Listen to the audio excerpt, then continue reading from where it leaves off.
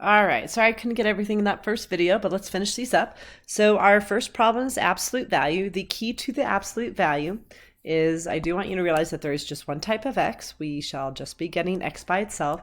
But before we do that, we will be isolating our bars. So I'm going to keep this over here. I'm going to move my -5. I'm going to do that by dividing.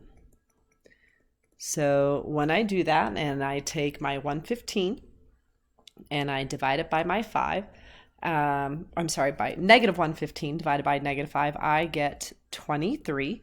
And from there, I will be making two problems. One will be set equal to 23.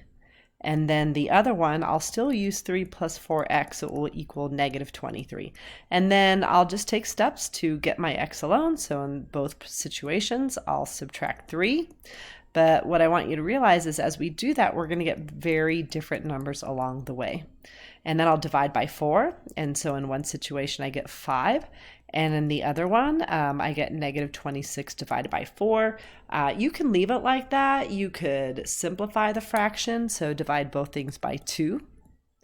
Or you could also turn it into a decimal. It's whichever you prefer. So since that's the most open one, that's the one I will circle. So remember, absolute value, isolate the bars, and you will typically have two answers. On the next problem, I also just have one type of x, so I shall still get x alone. So I'm going to divide by 3, which leaves me with 25. And then to keep getting x alone, I'm going to square root both sides. That is going to leave me with x minus 1 on my left side.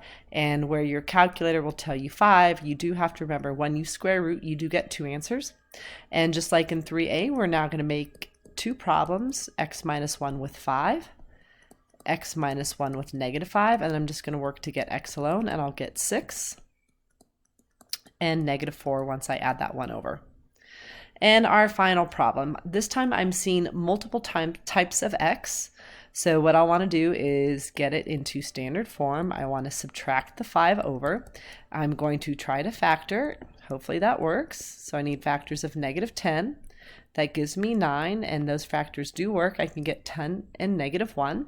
And so showing you that original way to factor, I want to think about which two first terms would multiply to make 2x squared, and that would be a 2x and an x. And then I make what Mrs. Lawson calls the face, and these loops will make these numbers. So what can I multiply 2 by to make one of those numbers? Well, I can make 10, and I can multiply 2 with a 5 to make 10, which means with this invisible 1, if I take 1 times a -1, I can get this -1 here. So now that I factored, I set each factor equal to 0. I'm going to drop that 1, and the 1 on the right, I'll just subtract 5. And the one on the left, I'll add 1. Then I'll divide by 2. And I get two answers. So just notice that all three problems we ended up with two answers, and that is your ICAN 14 spiral review.